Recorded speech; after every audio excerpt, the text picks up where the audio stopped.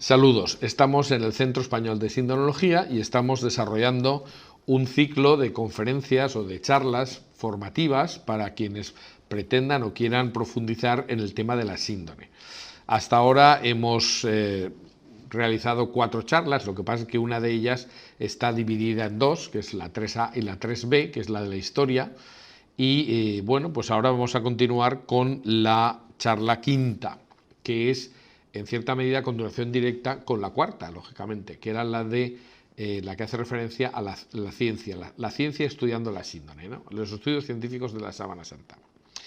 Y en esta quinta charla, pues lo que vamos a hacer es plantearnos cómo es la huella de la síndrome y que, si estábamos diciendo en la charla anterior, pues qué investigaciones científicas se han hecho, aunque las vimos así un poco por encima, pues ahora sí que sería importante que habláramos de las características que tiene esa huella de la síndrome. Es decir, sería un poco hablar de las conclusiones que los estudios científicos nos han traído, ¿no? Es decir, lo que nosotros ahora podemos decir. Por eso, una de las formas de organizarnos, y yo creo que es muy sencilla, es hacernos 3 preguntas, que son las que veremos desde aquí hasta el final de este cursillo, ¿no? La primera y la segunda de estas preguntas las veremos en esta charla y la tercera en la charla siguiente. Entonces, la primera pregunta es ¿qué es la síndrome? Es decir, lo que revela la investigación científica que hemos estado viendo en la charla anterior. Segundo, ¿qué no es la síndrome? Es decir, una serie de cosas que ya tenemos claras precisamente por la investigación científica. Y tercero, ¿quién es el hombre de la síndrome? Porque en el fondo lo que queremos es ver si podemos identificar al hombre de la sábana santa. Pero ya digo que esto será la última de las charlas. Bien, empecemos por tanto con el ¿qué es la síndrome? ¿Qué es la síndrome? Lo que revela la investigación. Y lógicamente hay que decir que aunque ha habido pioneros, ha habido investigadores a título particular y que, bueno, pues hay muchas investigaciones en torno a la síndrome, pues el estudio más importante que se ha hecho nunca es el de el equipo Sturp, quien entre el año 1976 más o menos y 1981 pues estuvo dedicado bueno, iba a decir en cuerpo y alma, pero no es verdad porque eran todos expertos que se dedicaban a otras actividades profesionales, pero ocupando tiempo libre, como se hace muchas veces en la investigación, pues realizaron ese estudio multidisciplinar que es el más amplio que se ha hecho nunca, pero que tiene un resultado fantástico, así como la investigación clandestina del año 69 no dio prácticamente ningún resultado, la del equipo Sturp, sobre todo a partir de las jornadas de observación directa del año 1978, pues dio lugar a un montón de publicaciones científicas, como ya decíamos también en la charla anterior. Entonces, ¿qué es lo que podemos deducir de ello simplificando mucho? Bueno, de momento, pues tenemos que recordar que los investigadores del Sturp eran gente de primera magnitud, es decir, eran verdaderos científicos, porque a veces, pues cuando se habla de la síndrome parece que si un pediatra se dedique a hablar de hematología y cosas así, bueno, está muy bien si es divulgador, pero no se puede considerar investigador a quien no investiga sobre su propio campo, ¿no? O se especializa o en fin, tiene una cierta valoración profesional. Bueno, pues dentro del equipo Sturp pues había casualmente 33 investigadores, esto lo publica Barry Schwartz en su página web donde aparece cada uno de los investigadores qué es lo que era, pero yo quiero destacar, y siempre lo hago, que hay 9 que son el cogollo, la parte central del Sturp, que son científicos del Laboratorio Científico Nacional de Los Álamos, que es un laboratorio de referencia en Estados Unidos. Y también digo siempre que es donde se inventó la bomba atómica, es decir, que son científicos de un cierto nivel. Además, hay muchas otras personas que fueron parte de ese equipo y que estuvieron aportando sus correspondientes investigaciones. Pero nos interesa, sobre todo, centrarnos en la cosa que quería decir aquí, y es que efectivamente el estudio directo de la sábana santa permitió conocer profundamente las características de las huellas que se ven en la sábana de Turín, dejando claro, y esto es lo primero que hay que tener claro, que existen 2 tipos de huellas que son completamente distintos, ¿no? Y esto lo podríamos llamar un poco conclusiones preliminares. Cuando hablamos, o en otra charla relativa precisamente a las relaciones entre el sudario de Oviedo y la sábana de Turín, pues recogimos estas conclusiones, pero quería volverlas a traer aquí, precisamente porque creo que son lo primero que hay que tener claro.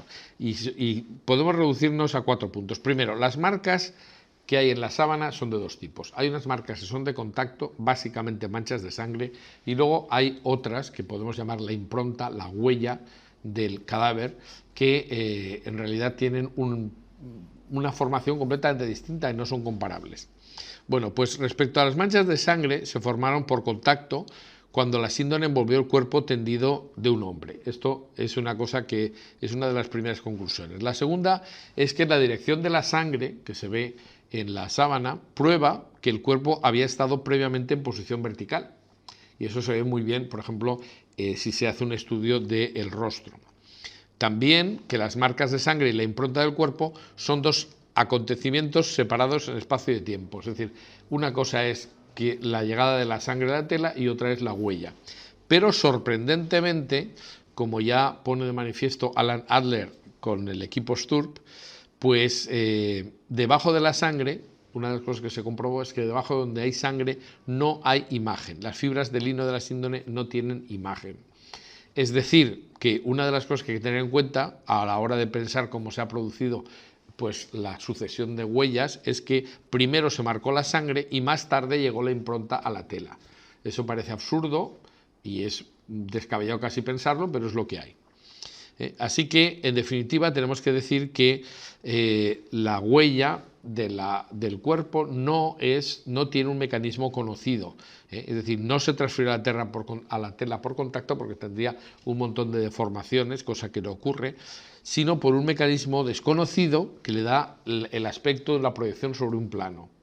Mientras que en la sábana, pues las manchas de sangre siguen el contorno, por ejemplo, de la cabeza, y por tanto cuando se estira la tela se ve con una distorsión lateral suficiente. En el caso de la huella del cuerpo, la impronta es como si fuera una imagen realizada sobre un plano, y esto pues no tiene mucha lógica, pero repito, es lo que es. O sea que hay que distinguir entre lo que es la huella del cuerpo, que aquí vemos pues una buena fotografía de la síndrome, concretamente después del año 2002, que se quitaron todos los parches que tapaban los agujeros, como sabemos muy bien, y en esta huella pues nosotros podemos ver una serie de cosas, ¿no? Es decir, por ejemplo, pues aparecen heridas punzantes en la zona de la cabeza, marcas de una flagelación, que todo esto lo veremos en detalle en la última charla que nos queda, la lanzada en el costado, el derrame de líquido por la consecuencia de la lanzada, que está en horizontal a la altura de los riñones más o menos, en fin, regueros de sangre, etcétera, etcétera. Todo eso lo iremos viendo y por tanto no quiero entrar en ello. Pero una cosa son las marcas que aparecen a lo largo que son más o menos con sangre, pero y otra cosa es la huella del cuerpo completo, lo que nosotros vemos a simple vista. En esta diapositiva lo que hemos hecho es marcar de negro, colorear de negro las manchas que se supone que son de sangre para que quede todavía más claro y para una mejor identificación.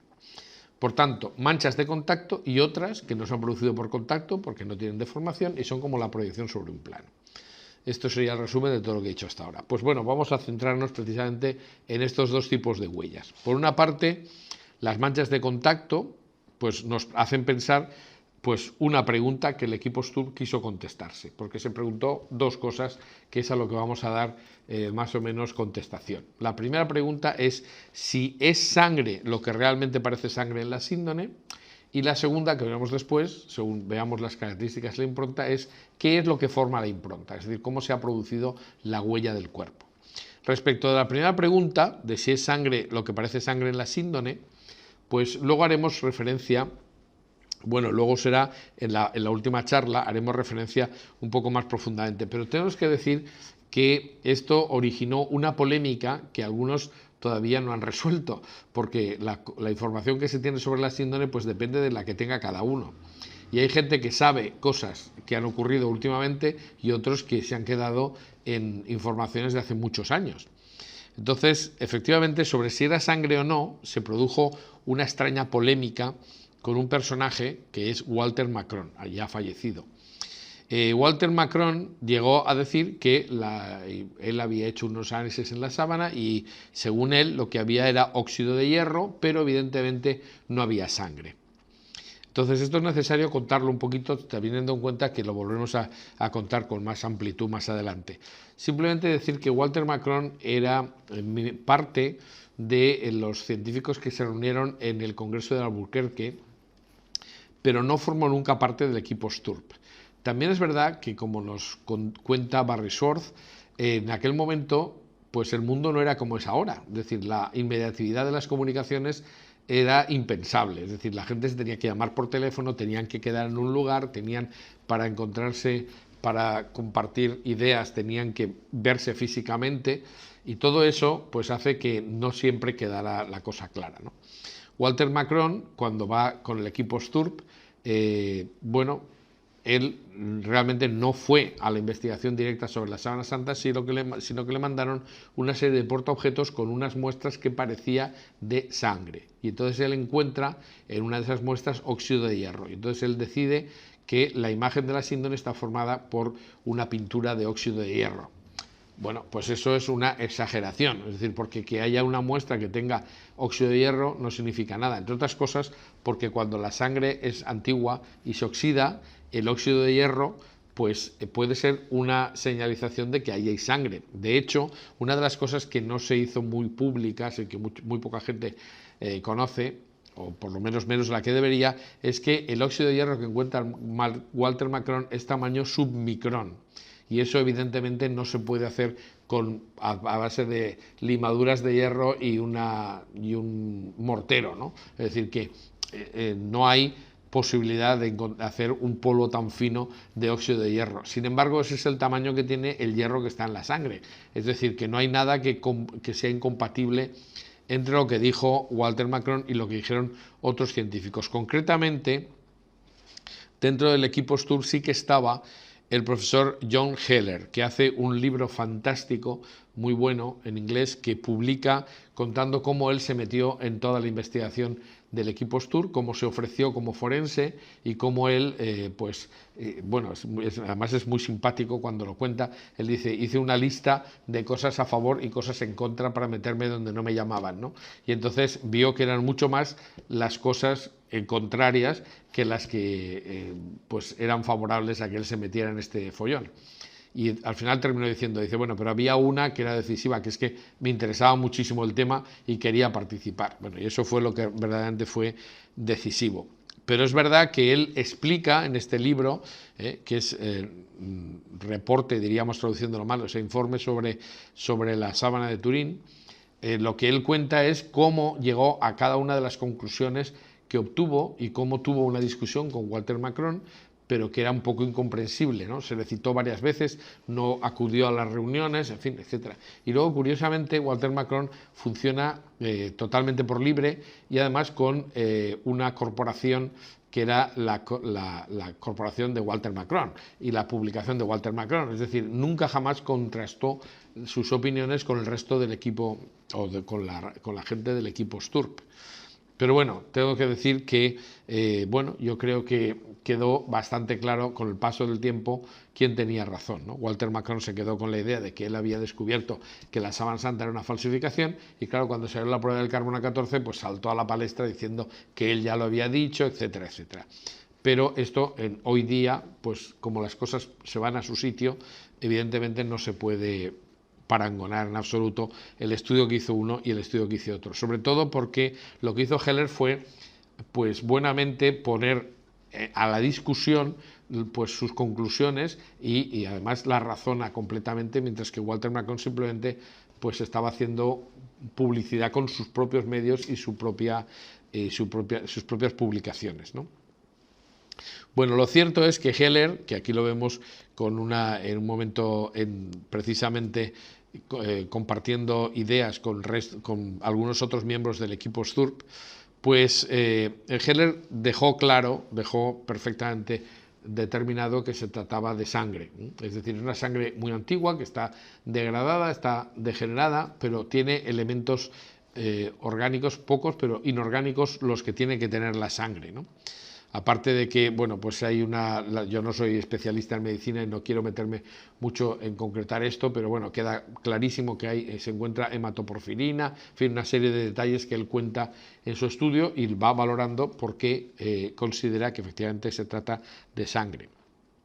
Pero en el momento en que se encuentran glóbulos rojos, pues ya no hay nada más que discutir. Es decir, aquí hay una fotografía de lo que puede ser un glóbulo rojo, pero además, bueno, pues no solamente eso, sino que junto a Heller, pues aparecerá después, porque los del equipo STUR, ante la discusión, se van a un hematólogo especialista en grupos sanguíneos y además muy conocido en Estados Unidos, judío, creo que era de Nueva York, pero no estoy seguro, y el doctor Alan Adler, que es este personaje, pues es de los que deja claro que efectivamente es sangre, y sangre muy antigua, pero es sangre humana. Y el profesor Baima Bolone de la Universidad de Turín, según vimos el día anterior, en la charla anterior, pues él concreta por el método de los antígenos fluorescentes que es sangre del grupo AB. Bueno, pues todo esto parece que está en la misma línea.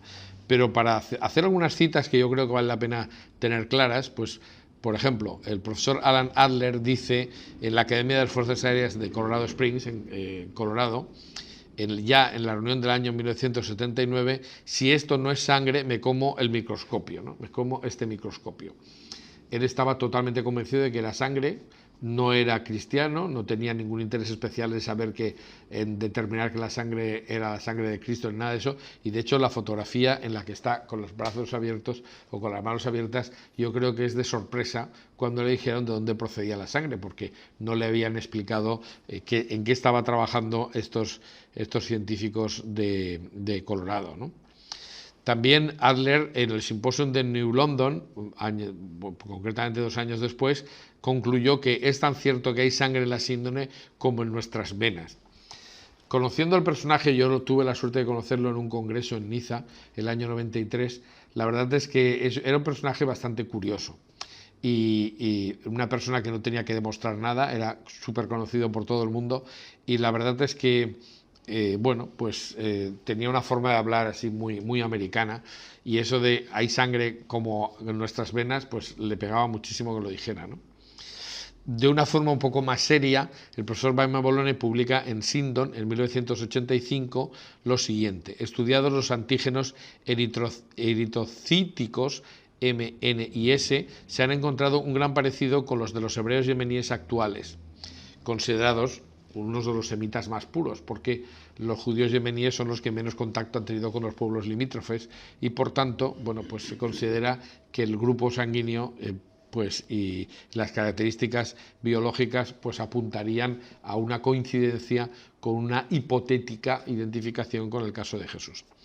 Pero aparte de esto, no solamente se encuentra sangre, ¿no? Se encuentran algunos otros elementos que deberían existir de ser auténtica la síndrome. Es decir, si esto ha envuelto un cadáver, pues tiene que tener también otro tipo de restos. Y efectivamente, pues como está ampliamente publicado, pues se encuentra pues pigmentos biliares, se encuentra todo tipo de cosas, y entre ellas pues tejido epitelial de piel humana de varón, que tiene más grosor que la de mujer, y por tanto esta es de hombre. Tejido muscular en la zona de la espalda, en fin, una serie de detalles que nos indican que esto, como hemos dicho tantas veces, no es un cuadro, es una tela que ha envuelto un cadáver real. Bueno, entonces estas marcas, las marcas de sangre, están siguiendo el contorno de un cuerpo. Entonces basta decir que hay algunos detalles que son realmente muy especiales, ¿no? Manchas de sangre que se salen del contorno de la imagen o que están donde tienen que estar. Por ejemplo, hay una mancha que está en la parte externa del brazo, creo que es el brazo derecho o el izquierdo, no sé, pero que está claro que indican que la sábana ha estado envolviendo el cadáver y ha manchado la sangre, y después ahora, pues al verla estirada, pues ese es un reguero que parece que se salga del brazo, pero está donde tiene que estar, ¿no? De así hay muchos detalles. Entonces, en cuanto a la segunda pregunta, es, bueno, donde no hay sangre, ¿qué forma la impronta? Esto es lo que habría que saber, ¿no? Y entonces, para determinar qué forma la impronta, lo que hacen los americanos es pues determinar cuáles son las características de esta huella, de esta imagen, ¿no? De la impronta del cuerpo. Por supuesto que esto, ¿cómo lo podemos conocer? Bueno, pues hay una gran cantidad de publicaciones científicas del equipo STURP. Nosotros las tenemos prácticamente todas, que hemos ido recopilando, pero hay que decir que en 3 años el equipo STURP nada menos que publica 27 publicaciones en revistas científicas. Y son revistas que tienen a las que, bueno, esto quizá sería bueno matizarlo porque no todo el mundo sabe lo que es una revista científica, pero bueno, las revistas científicas tienen lo que se llaman los referees, tienen una especie de tribunal que te pone todo tipo de inconvenientes con relación a lo que quieres publicar. Entonces tienes que demostrar absolutamente todo y bueno, pues por lo menos tienen un control, cosa que no se hace cuando es una publicación o una autopublicación, que evidentemente tú puedes publicar lo que quieras y eso no tiene ningún tipo de garantía. Cuando publicas una revista científica por lo menos ha pasado por una serie de controles. Bueno, pues en 3 años que se hagan 27 publicaciones en revistas científicas es muy interesante, porque demuestra que había una enorme cantidad de material que podían ir publicando. Y algunas pues son publicaciones muy grandes y otras pues mucho más pequeñas, pero en cualquiera de los casos pues tienen un cierto rigor. Desgraciadamente las publicaciones del equipo STURP, sobre todo sobre la naturaleza de la síndrome, pues no son muy conocidas en España. Aquí tenemos el único caso que yo he conocido que se publicara en español, pues algo de lo que había hecho el equipo STURP, esa publicación que tradujo el padre Carreño, del libro que publicó Planeta, que se llamaba Dictamen sobre la sábana de Cristo, que era una traducción de Benedict on the Shroud, que, como digo, fue el padre Carreño quien lo tradujo, que era un gran especialista de la síndrome y además pues era un salesiano que tenía conocimientos científicos suficientes como para traducir bien este libro. Planeta publicó muchísimos, esto es la 3ª edición, pero publicó 20 y tantas ediciones de ese libro que hizo muy famosa la síndrome en España, pero la verdad es que a nivel general pues se conoció relativamente poco lo que había hecho el equipo norteamericano. Y más recientemente la revista Linteum, la revista del Centro Español de Sindonología, ya en el año 2009 lo que hace es que hace casi un monográfico que tiene como objetivo pues recordar un poco qué había hecho el equipo STURP. Y yo creo que tuvo la posibilidad de divulgar en cierta medida, por lo menos en cuanto a nuestros socios, qué es lo que hizo el equipo americano.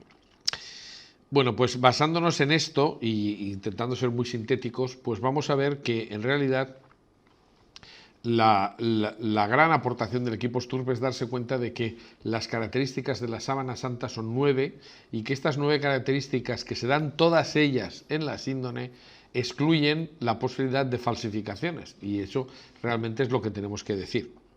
De momento, ellos mismos cuentan en el libro Dictamen sobre la sábana de Cristo que se dieron cuenta de que había 2 características que no necesitaban una comprobación porque ya tenían una comprobación anterior a su propia llegada, que es que lo que llaman un poco el pre-STURP, porque en la Sábana Santa tuvo un incendio que dejó unas marcas que todos conocemos realmente muy impresionantes sobre la sábana en el incendio de 1532.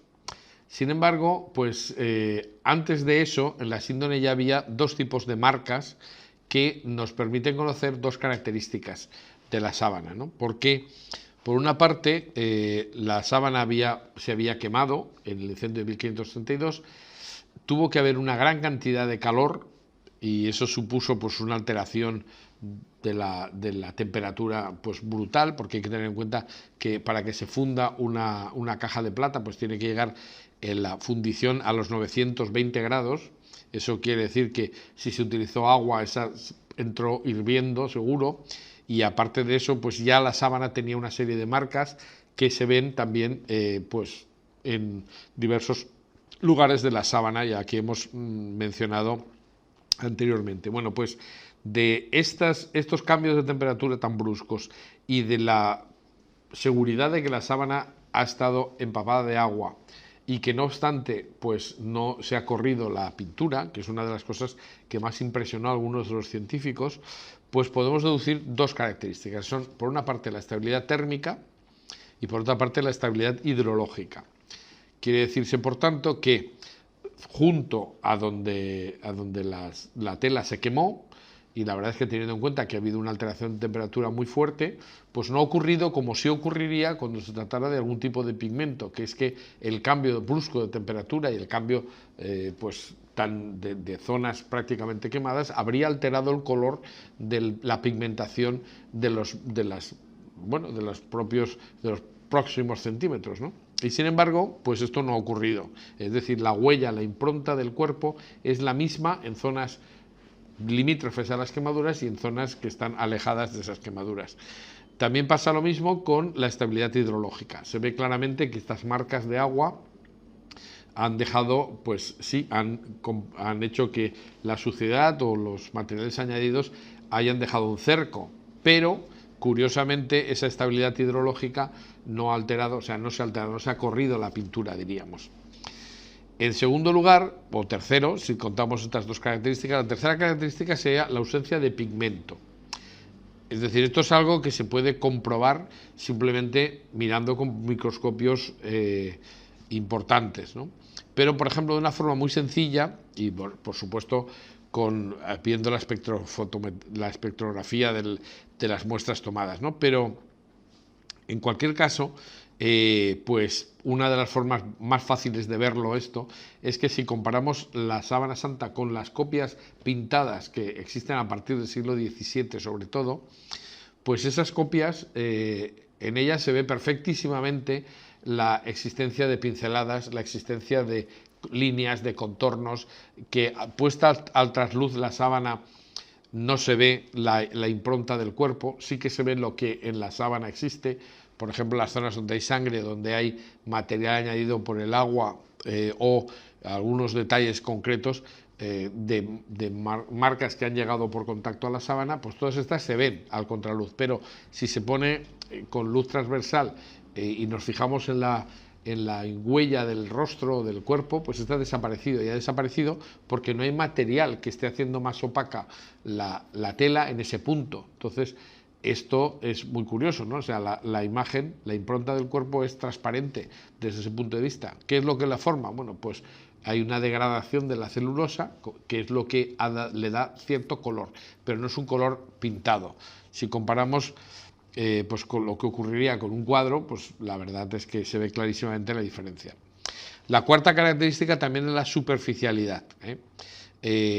Es verdad que las manchas de sangre sí han atravesado la tela y tienen un material que se ve clarísimamente, pero lo que es la huella, la impronta del cuerpo, no.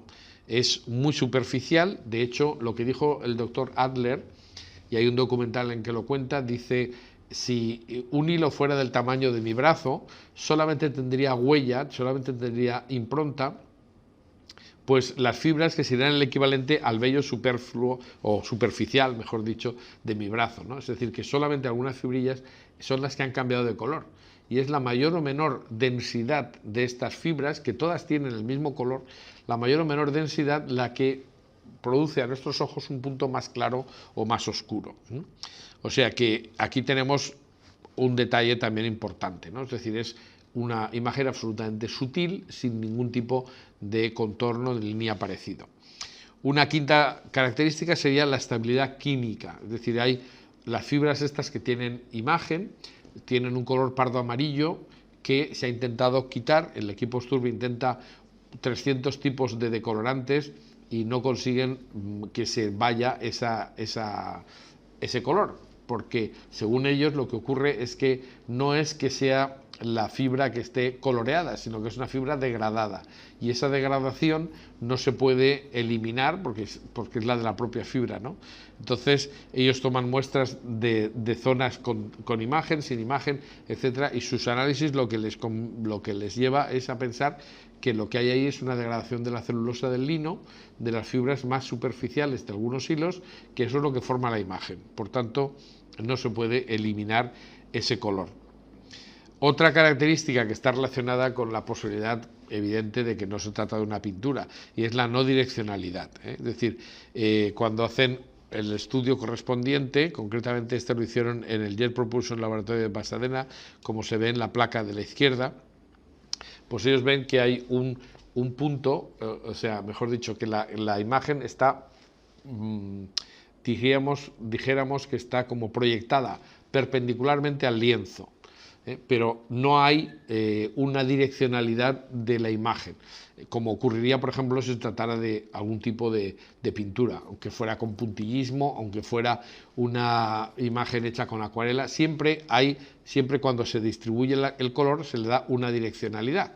Y esto precisamente es una de las cosas que se estudia para ver si hay una falsificación o no, porque cada pintor pinta de una manera.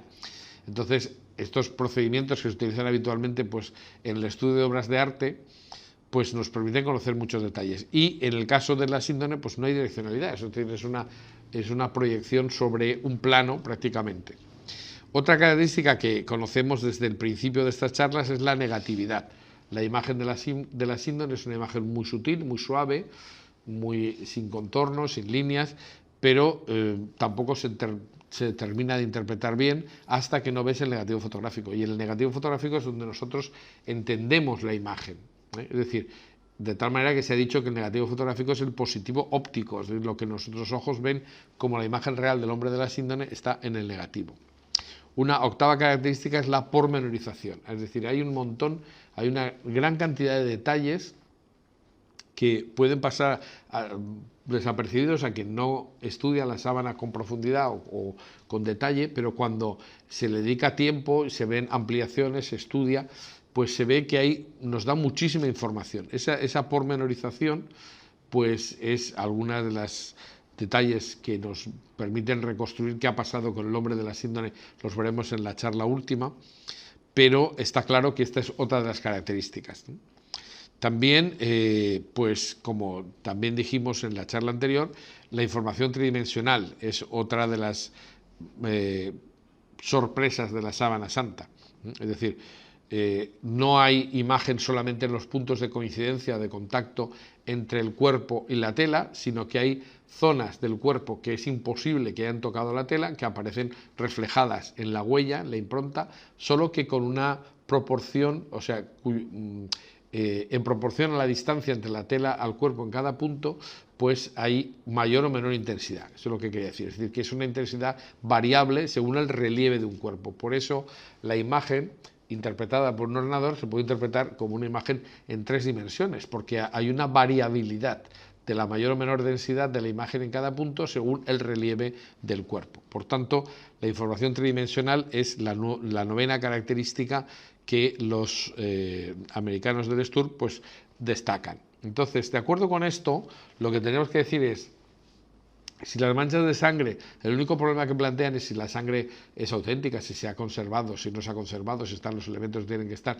y todo eso queda ya claro, pues las características de la impronta pues nos llevan a un callejón sin salida, ¿no? Porque estas 9 características colocadas por ejemplo, en este gráfico que se hizo en 1981, pues nos permite ver con qué procedimientos podríamos conseguir alguna de estas características buscadas adrede, que esto es la segunda parte, para que alguien buscaría, por ejemplo, una imagen que tuviera el efecto de la tridimensionalidad o la negatividad, en fin, hay una serie de detalles que no hacían falta si se trataba de una falsificación, teniendo en cuenta sobre todo que a lo largo de la historia no había posibilidad de comprobar que esta falsificación se hubiera realizado. Pues bien, repito, si colocamos todas estas características y vemos las distintas teorías que se estaban planteando hasta 1981 y después se pueden descartar muchas otras pues haciendo lo mismo, es decir, viendo la teoría tal o la teoría cual, si produciría esas nueve características de la imagen. Si sale un no en alguno de estas características, tenemos claro que la sábana no se ha producido de esta manera. En este gráfico hay que destacar que, claro, en el año 1981 y concretamente en el libro Verdict on the Shroud, es decir, dictamen sobre la sábana de Cristo, se lanza una hipótesis que no es del equipo STUR, la lanzan los autores, según los cuales la imagen de la sábana se podría haber producido como consecuencia de una radiación. Claro, esto es una hipótesis que es indemostrable y luego volveremos sobre esto, pero porque se ha vuelto a plantear muchas veces. Pero de momento lo que sí que hay que decir es que la radiación tendría que tener como foco al cuerpo, tenía que ser una radiación instantánea, tenía que ser como vemos, absolutamente superficial, con una gran cantidad de detalle, pero sobre todo tendría que tener distintas intensidades según la distancia para que produjera una imagen tridimensional. Pues bien, no hay posibilidad de obtener una imagen que sea tridimensional y pormenorizada, es decir, con detalle fino y sin embargo con distintas intensidades según el volumen.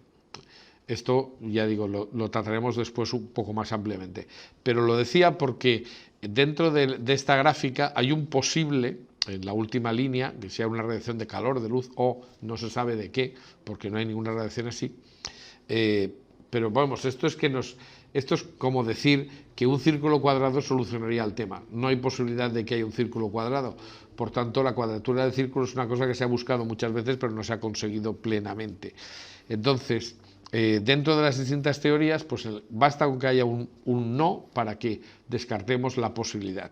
Y aquí ese posible que en 1981 se pensaba que se podía obtener, pues ha quedado claro que no lo es. Por tanto, no hay ninguna teoría, como vemos, anterior a 1981 y después veremos algunas posteriores a 1981 que explique la sábana.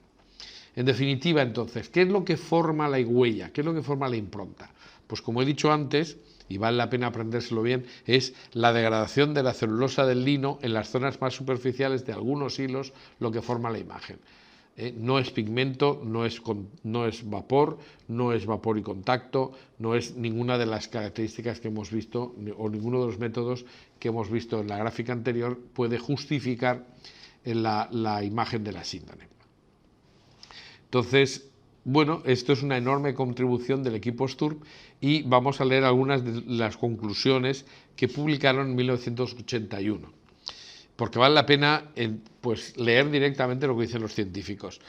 Y dicen lo siguiente: no se han encontrado en las fibras ni pigmentos, ni pinturas, tintes o manchas.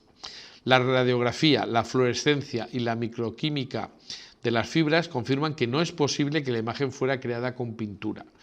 La evaluación ultravioleta e infrarroja confirman estos estudios. A mí me llena de... Vamos, me deja atónito que todavía en pleno siglo XXI haya gente que diga, no, pero la sábana santa puede ser una pintura. Vamos a ver, entonces ya podemos admitir que existen los brujos o nos dediquemos, yo que sé, a echar las cartas. O sea, vamos a ver, si no es posible que fuera una pintura y hay procedimientos físico-químicos para descartarlo y están descartados, ¿por qué se sigue diciendo cosas que son absurdas, ¿no? Bueno, pues hay gente que está empeñada en hacer este tipo de cosas. Pero yo ya diría punto y aparte, ¿no? Seguimos leyendo. Dice, los aumentos de imagen en el ordenador y el análisis mediante un aparato conocido como analizador de imágenes VP8 demuestra que la imagen contiene codificada información única y tridimensional. Esto es lo que hemos explicado. Más adelante dicen, la evaluación microquímica no ha descubierto ni especies, ni aceites, ni otras sustancias bioquímicas que produce el cuerpo o bien en la vida o bien después de la muerte. Está claro que hubo un contacto directo de la síndrome con un cuerpo, no obstante. Sin embargo, aunque este tipo de contacto puede explicar algunas características del torso, es absolutamente incapaz de explicar la imagen del rostro con la alta resolución que ha sido ampliamente demostrada por la fotografía. Podemos concluir por ahora que la imagen de la síndrome es una imagen de un verdadero humano, un hombre flagelado y crucificado, no es producto de un artista. Continúan. El problema desde el punto de vista científico es que algunas explicaciones que podrían ser válidas desde el punto de vista de la química son imposibles en la física. Por el contrario, ciertas explicaciones físicas que podrían resultar atractivas son imposibles de sostener por la química. Para llegar a una explicación adecuada de la imagen de la síndrome, la explicación debe ser aceptable científicamente desde el punto de vista de la física, la química, la biología y la medicina. Y concluyen. El consenso científico es que la imagen es el resultado de algo que provocó la oxidación, la deshidratación y la conjugación de la estructura de los polisacáridos de las microfibras del lino mismo. No se conocen métodos químicos o físicos que puedan explicar la totalidad de la imagen. Tampoco pueden explicar la imagen de forma adecuada ninguna combinación de circunstancias físicas, químicas, biológicas o médicas. El equipo Sturm en total calcula que le dedicó 150.000 horas de estudio, sumando el tiempo de todos los componentes, a la sábana santa. Y después de un estudio exhaustivo, lo que terminan diciendo es, como consecuencia de esto, el problema de cómo se produjo la imagen o de lo que la produjo sigue siendo, ahora como antes, un misterio. Bien, pues esto es algo que hay que tener en cuenta y que hay que valorar. Es decir, estos señores publican la física y la química de la síndrome en revistas científicas especializadas. Estos señores hacen una serie de pruebas que descartan posibilidades. Pues es incomprensible que este es un tema al que no se le da la importancia que tiene y que se trata como si fuera una cuestión de opiniones. No es una cuestión de opiniones. Y esto hay que dejarlo claro. A partir de aquí, pues vamos a la segunda parte de esta charla, que es qué no es la síndrome, es decir, qué cosas podemos descartar. Y a este respecto yo he querido hacer un pequeño esquema que podría ser mucho más grande, pero bueno, voy a poner algunos ejemplos. Concretamente podemos plantearnos tres tipos de explicaciones. Por una parte tenemos explicaciones absurdas, pero curiosamente explicaciones que se han mantenido y se han publicado, teorías que se quedan muy lejos, que tienen alguna de las características que podrían corresponder con las características de la imagen, y después pues lo que serían aproximaciones hipotéticas, porque no hay ninguna explicación adecuada. Se pueden crear hipótesis, pero como tareas de laboratorio, o sea, es decir, eso hay que concretarlo en la experiencia y esto pues no se ha conseguido. Pues vamos por partes. En primer lugar, vamos a ver explicaciones absurdas, pero como digo, explicaciones que se han mantenido, curiosamente, incluso han ocupado, ahora ya hace bastantes años, que la verdad es que la inmensa mayoría de la gente que se ocupa de la síndrome realmente no se ocupa, es decir, simplemente en un artículo pues se dice, bueno, unos piensan una cosa y otros piensan otra y ya está, y no se entra en profundidad. Pero al principio, cuando el equipo Sturm dijo que no era una pintura, pues hubo gente que se lanzó a decir lo contrario, simplemente como una opinión. Y es más, por supuesto, cuando salió la prueba del carbono 14, 10 años después de que el equipo Sturm acabara con su investigación, pues se sacaron del baúl todas estas teorías absurdas. Para que veamos de qué tipo de teorías estamos hablando, por ejemplo, pues a mí me llamó mucho la atención un artículo. Bueno, hay que decir que existe una tesis doctoral sobre el tratamiento de la prensa al tema de la sábana santa, que es concretamente la tesis doctoral en periodismo que hizo nuestro socio Andrés Brito y que se puede consultar, ¿no? Entonces ahí se ve pues un estudio mucho más exhaustivo. Pero dentro de los absurdos, pues por ejemplo pudimos leer, me parece que era Diario 16, que bueno, pues en un artículo dedicado al misterioso sudario, con la equivocada denominación de sudario para la síndrome, pero que vale la pena leerlo. Dice Richard Luckett, profesor de Historia Eclesiástica y Medieval de la Universidad de Cambridge, ya se ve que era un científico importante, respaldó la información asegurando que la tela era más precisamente de 1300. Esto era a raíz de la prueba del carbono 14. O sea, este señor sabía más concretamente que era del año 1300 la sábana. Época en la que la exagerada veneración y demanda de reliquias alentó un fabuloso negocio de falsificaciones de todo tipo. Vale, un brindis al sol. Esto puede ser cualquier cosa, pero bueno, también es verdad que el periodista no sabemos si recogió con exactitud lo que dijo este señor, pero bueno. Pero terminaba diciendo, el profesor de Cambridge piensa que el lienzo debe haber sido empleado como estandarte en procesiones medievales, en las cuales se manchó con sangre de algunos flagelantes. La figura humana, cree, puede ser los restos descoloridos de una imagen pintada. Pues no, no puede ser los restos descoloridos de una imagen pintada. Y desde luego pensar que la sangre arterial vaya al sitio que toca, la sangre venosa, que la herida del costado aparezca una mancha de sangre ahí y que todo eso sea consecuencia de los flagelantes que van delante, yo me pregunto, esto en una procesión, yo me pregunto si alguien con dos dedos de frente puede publicar esto. Bueno, pues se puede publicar con tranquilidad. Más cosas absurdas, por citar algunas. Por ejemplo, pues se lanzó una teoría, ¿verdad?, que todavía no está, bueno, todavía de vez en cuando pues hay ecos de estas estupideces. Pues por ejemplo hubo toda una línea de investigadores que lo que dijeron fue que lo que había era una conspiración, ¿no? Es decir, que la sábana santa demostraba que Jesús no había muerto en la cruz y que por tanto la Iglesia había querido acabar con la síndone, quitándole la credibilidad que tuviera para que no se llegara a ninguna conclusión que pusiera en duda el dogma. Entonces ahí, bueno, pues según esto tenía que ser una conspiración en la que participaran los papas, participaran un montón de personas y que todos habrían hecho, bueno, habrían falseado los resultados para conseguir que saliera que la sábana era falsa, porque lo que interesaba era decir que este no era Jesús, porque si no podíamos encontrarnos con algún problema. Otras teorías tan insólitas como por ejemplo que la sábana es realmente la imagen de Jacques de Molay. Jacques de Molay, el último caballero, bueno, el último maestre de la Orden de los Templarios que murió pues quemado en la hoguera. Y entonces dices, bueno, ¿por qué tendría que ser Jacques de Molay? Pues evidentemente por la apariencia que tendría muy parecida a la de Jesucristo, barba larga y pelo largo, barba, bigote, etcétera. Entonces, claro, tenemos un dibujo de Jacques de Molay, pues como se parece mucho al hombre de la síndone, pues tiene que ser Jacques de Molay.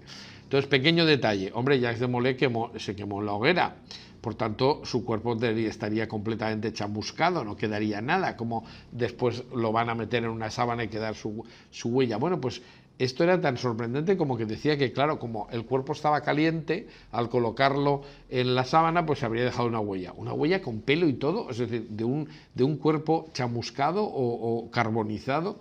Verdaderamente son cosas absurdas. Pues esto se ha dicho, se han publicado libros, en fin, una cosa sorprendente. Por supuesto también está la teoría de que en realidad la imagen del hombre de la sábana es la imagen de Leonardo da Vinci. Así lo dijeron pues Pinckney y Prince en una publicación que se publicó primero lógicamente en Inglaterra y después llegó a traducirse al español, que vemos aquí, por la editorial Martínez Roca, y lo que decían además es cómo había hecho Leonardo da Vinci la imagen suya para falsificar la sábana. Bueno, eso no tiene ni pies ni cabeza, luego nos referiremos un poquito a esta teoría con más detalle. Pero por el personaje Leonardo da Vinci, pero hombre, vamos a ver, si esto ha envuelto un cadáver, es decir, Leonardo da Vinci no pudo autofotografiarse, que eso es lo que decían, pero sobre todo es que Leonardo da Vinci no murió, pero es que no encajaban ni las fechas, porque Leonardo da Vinci es posterior, nació después de que se sepa que la sábana santa estaba ya en Francia, ¿no? Es decir, que esto no encaja, pero da igual, es decir, se ha publicado todo tipo de cosas. Luego, descartando todos estos absurdos, tenemos teorías que intentan acercarse a una posible explicación de la sábana. Y en este caso, pues se quedan muy lejos, pero yo hago una distinción entre aquellas que tienen, bueno, que atribuyen a la sábana un origen artificial y las que le atribuyen un origen natural. Dentro de las de origen artificial, la clásica es la teoría de la pintura, ¿no? Es decir, la sábana pues ha sido copiada muchas veces y claro, pues sería una copia más, no habría original, serían todas falsificaciones. Pero ¿qué es curioso? Lo que es curioso es ver que hay una diferencia fundamental, básica, entre lo que es la sábana de Turín y lo que es las copias, ¿no? Como decíamos cuando hablábamos de la historia y concretamente pues el cronista del viaje de San Carlos Borromeo, hay tanta diferencia entre la sábana y las copias como entre un hombre vivo y su retrato. O sea, es decir, la diferencia es tan grande que es que no se puede parangonar. O sea, no tiene nada que ver lo que es una copia de la sábana, pero vamos, sobre todo si por ejemplo ponemos el negativo fotográfico todavía es más divertido, ¿no? Es decir, nadie es capaz de hacer un negativo fotográfico perfecto de tal manera que cuando se obtenga el negativo del negativo te salga un positivo óptico, un absurdo completo. Pero vamos, la teoría de la pintura, lo que hay que hacer, y yo creo que es lo más fácil, es compararla con las características que hemos visto que tiene que tener una buena reproducción de la sábana, ¿no? Una auténtica reproducción de la sábana. Y aquí tenemos que prácticamente no hay ninguna de las 9 características que se ajuste a lo que tendrían que ser estas imágenes, una imagen pintada, ¿no? Entonces, por tanto, no hay nada más que decir, ¿no? Ya digo, los detalles de los rostros son muy significativos porque el rostro precisamente como es la zona más difícil de pintar porque es una imagen que tiene pues un relieve muy alto, es decir, precisamente en el rostro, pues claro, las diferencias son enormes. Basta recordar pues que la copia de Alcoy de 1561, que es un regalo del Papa San Pío V a don Juan de Austria, y que según la tradición la llevó don Juan de Austria durante la batalla de Lepanto, pues era un regalo hecho por un personaje importante, no cogería al primer pintamonas que pasara, y sin embargo hace una imagen que es prácticamente pues un cómic, ¿no? Claro, se me puede decir, bueno, pero es que las pinturas antiguas eran muy imperfectas, pero si encontráramos un artista que fuera capaz de hacer una imagen exacta a la síndone, pues podríamos acercarnos. Hombre, claro, sabiendo cuál es el resultado que se tiene que obtener, pues se puede lanzar el resultado de la teoría de la pintura perfecta. Es decir, si yo quiero hacer una copia idéntica al original de la sábana, puedo hacer una cosa que se parezca mucho más fácil, hago una foto y es idéntica. Pero claro, el tema es, si no hay pigmento, no hay nada más que decir. O sea, si no hay ningún procedimiento pictórico que pueda originar una huella como la de la sábana, pues yo puedo copiar formalmente o morfológicamente algunos detalles de la apariencia del hombre de la sábana como está en la sábana original, pero eso no justifica en absoluto que sea una pintura, ¿no? De hecho, pues estos son los pintores Refo y Cusetti en el año 1898, ya sabiendo que la sábana daba una imagen donde se entendía era en el negativo fotográfico, intentaron hacer pues una aproximación lo más exacta posible a la síndone, pero tampoco. Si le aplicamos nuestra gráfica, pues veremos que la negatividad, desde luego, es discutible, no hay tridimensionalidad, no hay pormenorización, etcétera, ¿no? Hay un montón de noes. Ya digo que aunque hubiera uno, suficiente.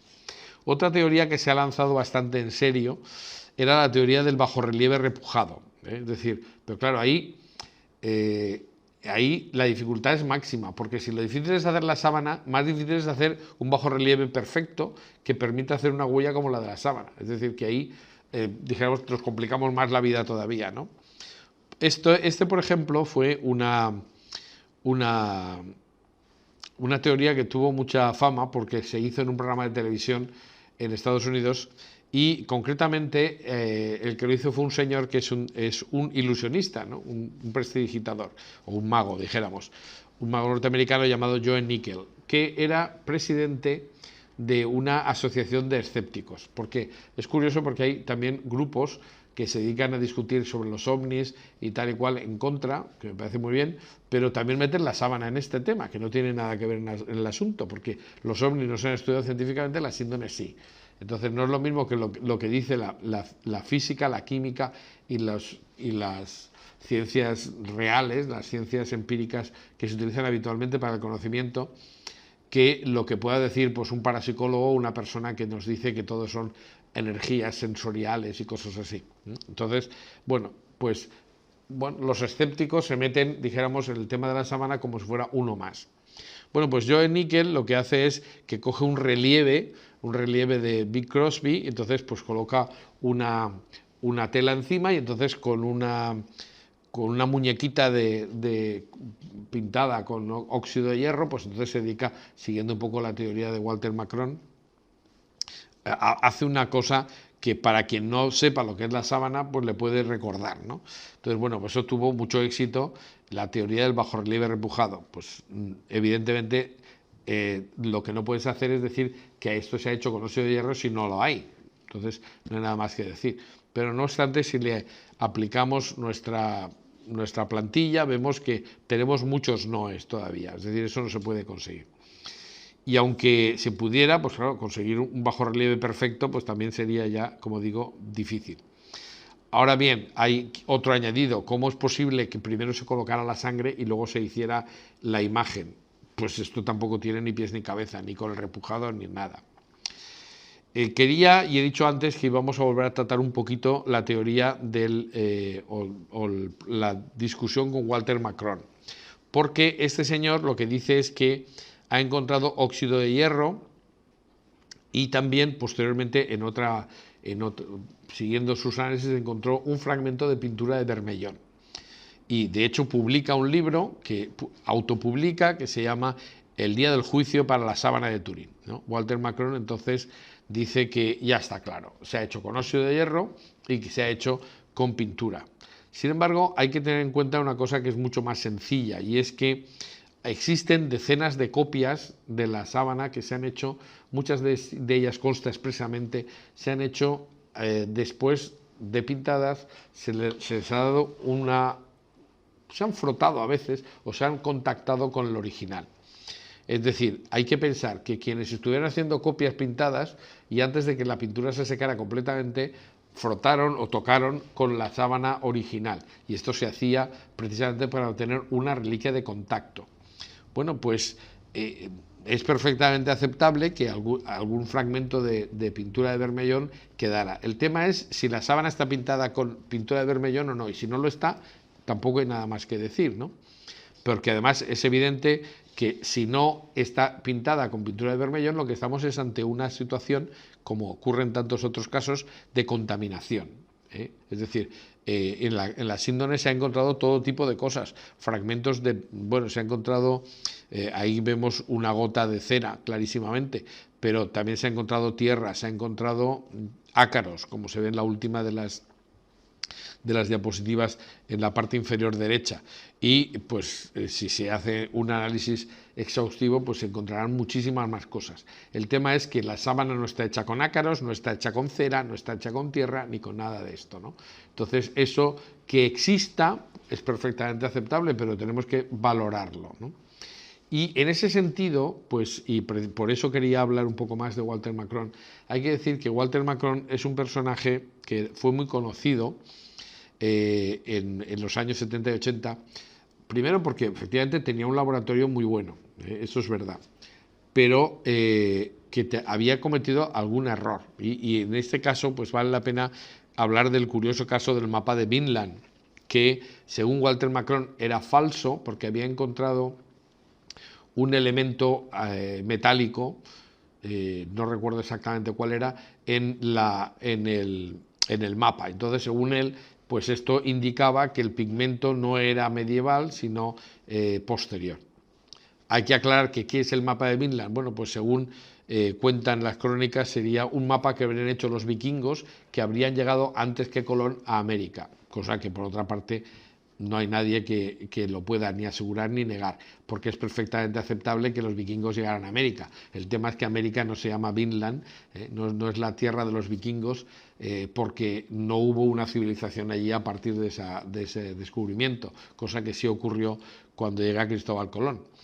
Pero que llegaran allí barcos, pues no hay nada que lo impida, y que hicieran un mapa, bueno, pues no hay digamos, una exacerbación patriótica para poner el mapa de Vinland como falso, porque puede ser perfectamente auténtico. Bueno, pues Walter Macron había identificado pues él decía que había encontrado pues algunos restos de un mineral que no era del tiempo en el que se utilizaban las pinturas, y que por tanto del tiempo de los vikingos, y que eso no podía ser.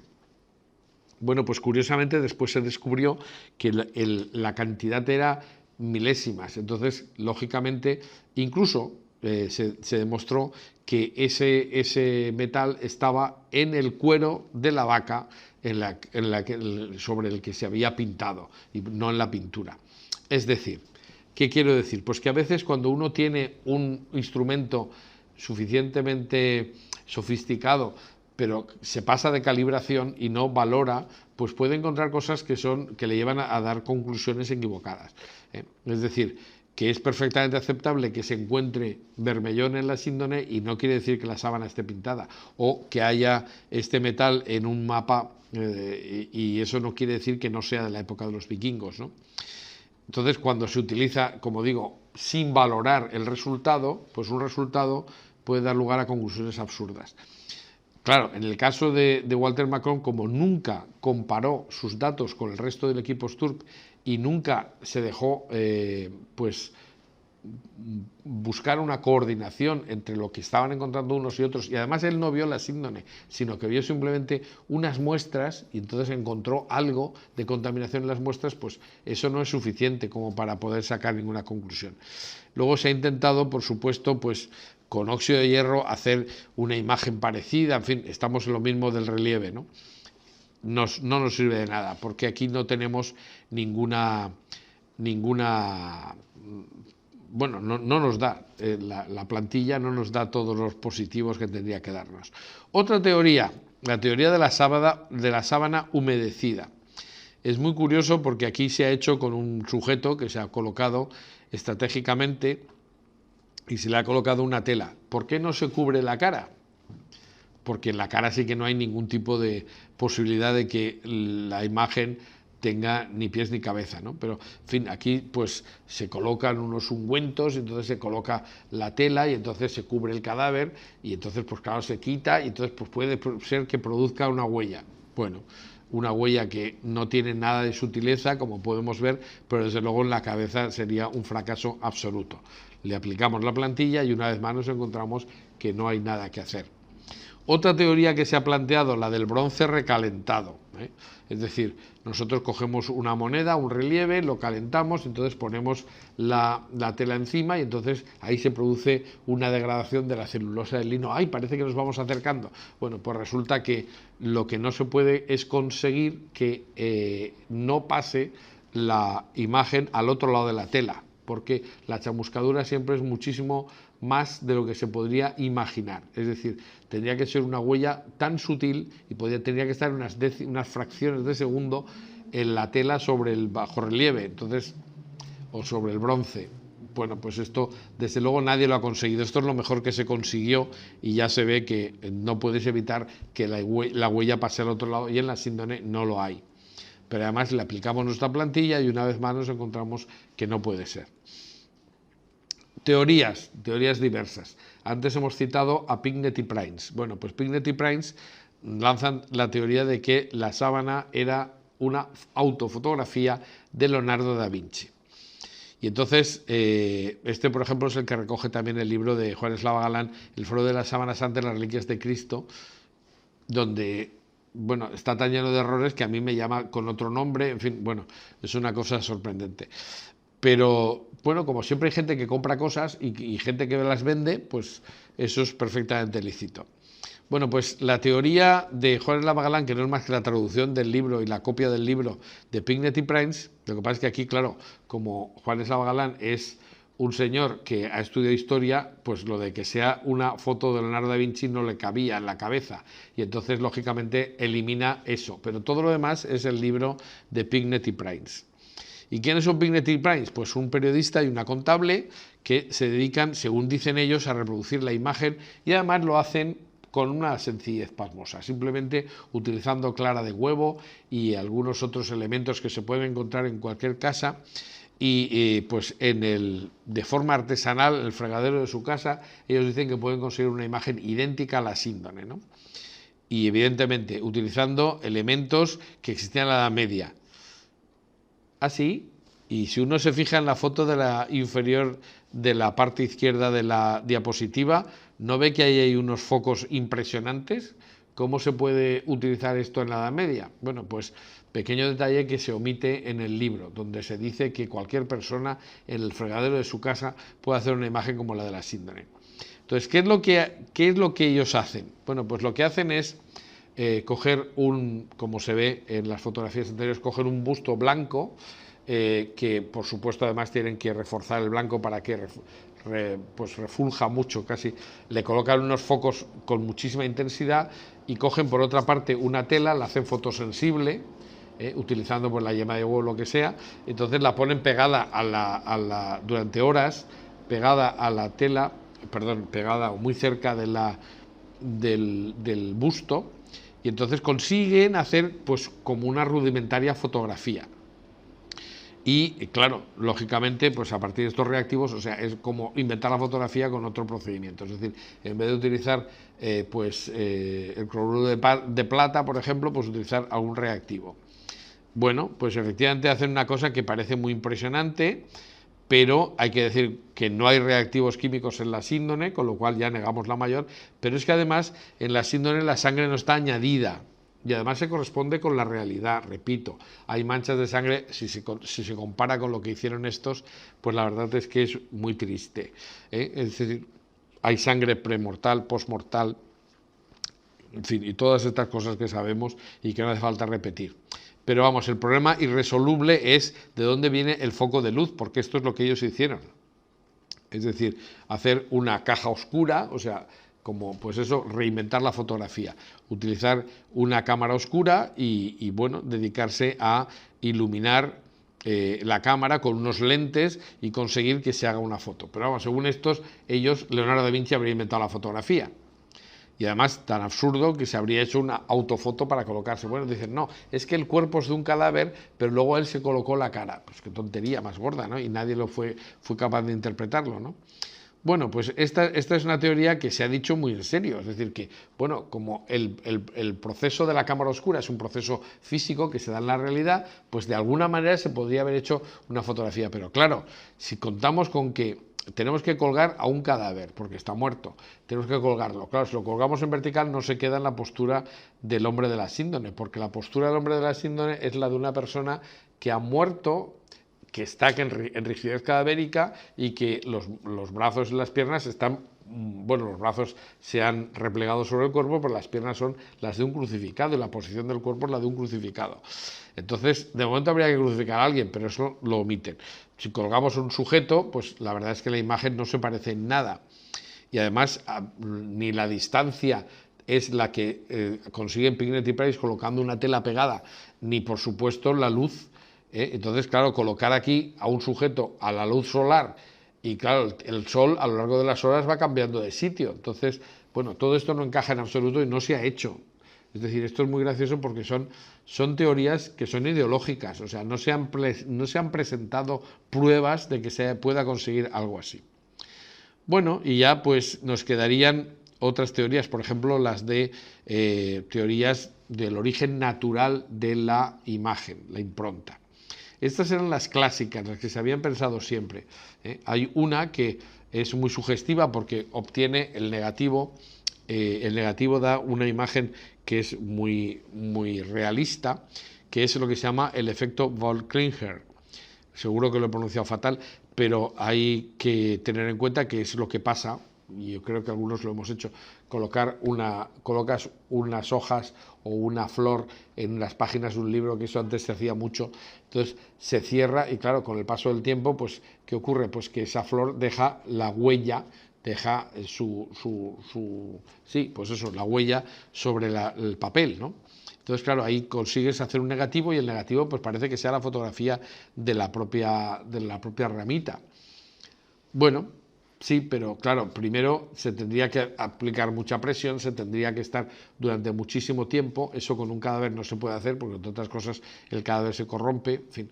Y lo más parecido es lo que se ha estado intentando hacer, que es la teoría vaporigráfica de Dijon, que como sabemos, pues un montón de científicos intentaron reproducirla, ¿no? Es decir, colocar un cuerpo, colocarle una serie de ungüentos, los vapores amoniacales, etcétera, etcétera, pues originan, aún intentándolo hacer con la mejor de las precisiones, pues unas imágenes que se quedan muy lejos de lo que es la realidad. En general, todo lo que sea intentar obtener una huella como la de la síndrome a partir de la corrupción natural de un cadáver es mala solución, porque entre otras cosas en la síndrome no hay síntomas de corrupción del cadáver en absoluto y además los cadáveres cuando se corrompen pues dejan algunas manchas, por ejemplo esto es una tela antigua, ¿verdad?, donde se ven restos de que el cadáver se ha podrido, ¿no? Hay una putrefacción. Pero esto normalmente suele acabar con la propia tela, que termina de corromperse también, pero en el peor de los casos, o en el mejor de los casos, depende de cómo se vea, pues evidentemente ahí no aparece una huella como la de la síndrome, que no tiene absolutamente nada que ver. Y luego tenemos, por último, las aproximaciones hipotéticas. Estas se basan un poco en lo que dijo el equipo Sturm, parte del equipo Sturm en Benedict on the Shroud, y entonces dijeron que algún tipo de radiación podría originar una huella así. Entonces algunos autores se dedicaron a ver qué tipos de radiaciones podrían originar una imagen. Y concretamente, pues tenemos algunas teorías basadas en algún tipo de radiaciones. Por ejemplo, en el Congreso de Roma del año 1993, si no me equivoco, el profesor Renaudot, que además es jesuita, nos explicó que había irradiado con irradiamiento neutrónico y protónico una tela y había conseguido obtener varios distintos tonos de la huella sobre un lienzo de lino. Y además había comprobado que como efecto colateral aumentaba la cantidad de carbono 14. Entonces, durante un tiempo se pensó que esta podía ser una posible explicación. El problema es que si nos ponemos en el punto de vista de la ciencia, lo que tendremos que decir es que nadie explica por qué tendría que haber un flujo de protones y neutrones de un cuerpo que esté en una tumba. Entonces, eso desde un punto de vista de la física no tiene ni pies ni cabeza. Es decir, sí, esta irradiación podría originar una huella, pero ¿y por qué se tendría que producir una irradiación de un cuerpo muerto? Esto, si nos vamos, como digo, a la ciencia, no hay nada que decir tampoco. También pues se han hecho y se han presentado en algunos congresos pues algunas sugerentes pues pistas, ¿no?, de lo que podría considerarse como una pista de cómo podría originarse la imagen. Por ejemplo, pues esto es curioso, pues una fotografía hecha con una termografía, es decir, colocar un sujeto, colocarle una tela encima y luego ver que por el calor del cadáver pues la imagen que se produce es una especie de espectro que aparece en la tela que está más caliente en las zonas de contacto, pues que, bueno, pues podría ser algo parecido. Bueno, parecido. Y cómo se concreta y cómo se hace que esa imagen quede fija ahí. Bueno, también hay otra teoría, la teoría de la imagen electrostática, que dice también que, bueno, pues que dependerán las distintas intensidades, la distancia. Con esta teoría se consiguió hacer unas sugerentes huellas de un rostro, y ahí vemos el de la síndone y el del experimento hecho en el laboratorio, que bueno, se presentó también, yo no sé si al Congreso de Bolonia, bueno, no sé, a uno de los congresos que se hicieron en Italia, pues se presentó esta imagen, y una de las cosas que dice es que, bueno, no es una imagen tan vasta como pasaría si se hace una imagen dibujada, pintada, y que concretamente dice que el aspecto pues blando, el aspecto mórbido de la imagen, pues es una imagen muy suave, muy sutil, pero tampoco nada nos hace pensar que la síndone esté producida de esta manera, o por lo menos no somos capaces de pensar por qué un cadáver tendría que haber producido una huella de este tipo. Otro tipo de radiaciones, pues por ejemplo, nada menos que el profesor Auguste Azeta, pues presenta también una experiencia que se había hecho con él mismo, ¿no?, que se había pues irradiado o se había, bueno, realizado una infiltración de radiación, de algún tipo de, no sé exactamente los detalles, pero de algún tipo de elemento irradiante, y había conseguido pues que, bueno, originar una imagen que según él se parecería a la síndone. No es verdad, porque lo que se ve aquí es que hay una serie de elementos que son internos del cuerpo que se ven completamente distintos. No es una imagen superficial, es una imagen profunda del sujeto.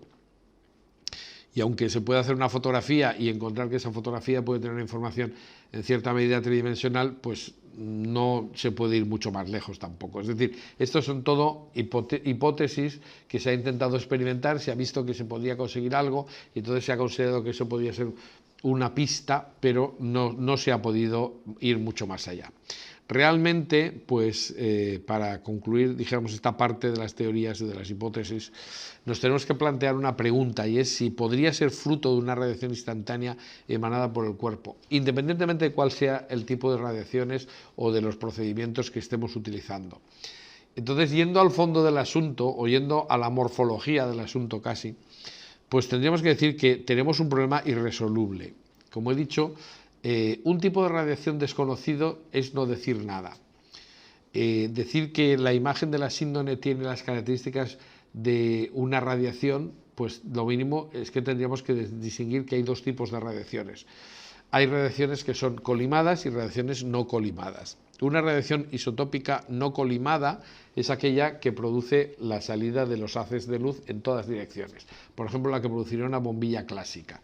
Nosotros encendemos la bombilla y entonces esta ilumina alrededor, y efectivamente eso es una imagen que según te alejas de la bombilla pues pierde intensidad, según te acercas tendría más intensidad. Si consiguiéramos, dijéramos, dejar fija la imagen con una radiación no colimada, es decir, fijar, mejor dicho, la imagen a partir de una radiación no colimada, pues podríamos entender que pudiera existir una imagen con distintas intensidades. Esto podría, en cierta medida, si se pudiera hacer muy perfecto, obtener una imagen tridimensional, pero no habría ningún tipo de detalle, ¿eh? Es decir, lo que tendríamos es que pues haces de luz en todas direcciones y por tanto la intensidad variaría según la distancia, pero no habría la imagen de un rostro, por ejemplo. En el supuesto que hemos hecho, vamos a suponer que ese cadáver está irradiando. Si lo que buscamos es una radiación colimada, tipo láser, en el que los haces de luz salen paralelos y por eso no se pierde en las distintas esa no colimación, entonces lo que podríamos obtener es una imagen con detalle, porque eso es lo característico del rayo láser, ¿no? O sea, un punto a mucha distancia se ve exactamente igual un punto, porque prácticamente no hay apertura entre los rayos de luz. Pero entonces lo que daría es una imagen plana, completamente. No habría distintas intensidades porque no habría pérdida de intensidad según la distancia. Por tanto, no puede ser una radiación que sea colimada y no colimada a la vez. Y una radiación colimada nos daría una imagen enfocada pero no tridimensional, y una no colimada lo contrario. Entonces, últimamente también se está hablando de que en realidad a lo que se parece la síndrome es a una fotocopia, pero en el que el origen estaría en el propio cuerpo y no en la parte externa, ¿no? Entonces, también se habla del efecto escáner, ¿no? La impronta sindónica recuerda a una imagen escaneada porque hay una relación de intensidad y relieve y además está enfocada. Esto ocurre cuando se hace una fotocopia o se hace un escaneado, pero evidentemente pensar que esto puede producirse en la Edad Media pues es completamente impensable. Por eso, lo que hay que decir es que desde un punto de vista científico no hay ninguna explicación, no hay ninguna teoría que explique esto, porque además hay una serie de características de la imagen que podríamos citar. Por ejemplo, la ausencia de los laterales. Es decir, la imagen aparece por la parte frontal y por la parte dorsal, pero por ejemplo no aparece ni el lateral de la cabeza ni el lateral de los brazos, aunque sabemos que la sábana ha tocado esos laterales. No hay impronta en los laterales del cuerpo. Si lo hubiera, tampoco habría una imagen enfocada, se vería un borrón. Intentando explicar esto, pues está la teoría que yo creo que es la última que vamos a citar, que es la teoría de John Jackson, el director del equipo Sturm, que elaboró unos años después, pero evidentemente no ha podido realizar, porque el problema de esto es que no se puede realizar en la práctica. Lo que él dijo es que la intensidad de la huella, la relación entre la distancia y la tela que cubre el cuerpo, también podría interpretarse como al revés, como que las zonas más salientes, porque claro, empiezo explicando que su hipótesis es que la síndone se ha desplomado y ha atravesado el cuerpo. Entonces, dijeron, la punta de la nariz, por ejemplo, no es que esté más cerca y por eso tenga más intensidad, sino porque ha pasado más tiempo atravesando el lienzo la punta de la nariz que los laterales, y por eso habría diversas intensidades según el tiempo que transcurra, que estamos hablando de décimas de segundo, pero el tiempo que transcurra mientras la tela atraviesa el cuerpo. Bueno, esto explicaría, si se pudiera hacer en la práctica, porque puede que se pueda hacer un desarrollo hipotético fantástico, pero no nos lleva a ningún sitio, pues esta teoría lo que explica es que eso, la tela cae a través del cuerpo, pero no se puede demostrar. ¿Se podría conseguir una imagen con distintas intensidades? Pero claro, eso, ¿qué es decir que la tela se hace mecánicamente transparente y atraviesa el cuerpo? Y además, ¿y qué pasa con la espalda? La espalda pues tendría también que haberse, dijéramos, en cierta medida el cuerpo, según va desapareciendo, haberse incrustado en cierta medida en la tela, y eso todo rápido. Bueno, es decir, esta es una hipótesis, como digo, que no puede llevarnos más allá. Por decir algo, pues por ejemplo también el profesor Ray Rogers era de los que consideraba que tenía que ser una reacción química, pero está demostrado que no hay ninguna reacción química. La última, que sea suficiente, ¿no? Entonces, por último, ahora sí, pues tendríamos que decir que esta es una teoría que se sale completamente de la ciencia, y es la de aquellos que piensan que la imagen se ha producido en el momento en que el cuerpo de Jesús, claro, tiene que ser Jesús, resucitara. y que lógicamente eso no lo vamos a poder comprobar mientras no haya otras personas que resuciten, y que a lo mejor cuando el día del juicio final la gente resucite, a lo mejor si los que quedan muertos en sus mortajas producen una huella, sería una huella parecida a la síndrome. Bien, pues esto, como sabemos, se sale de la ciencia empírica. Y esto es una cosa que hay que advertir. Yo cuando doy una charla, por ejemplo, en una parroquia, la gente te dice, oiga, pero es que la sábana podía ser, o la imagen de la sábana puede ser consecuencia de una resurrección. Vale, y yo digo, pues tráiganme ustedes una persona que resucite y veremos si produce una huella así. Entonces, lo que sí que es verdad es que como opinar es gratis, pues lo hace todo el mundo, ¿no? Todo el mundo está dando, ya digo, ahora ya prácticamente no, pero durante un tiempo todo el mundo quería sacar una teoría que fuera la que explicara la imagen de la síndrome. Yo mucho me temo que esto va a ser muy difícil de que se pueda avanzar mucho más en cuanto a encontrar una imagen posible o equiparable a la de la síndrome.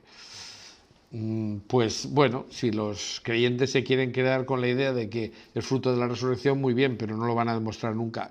Y los escépticos, pues 3/4 es lo mismo. Lo que sí que tenemos claro es lo que no es la síndrome.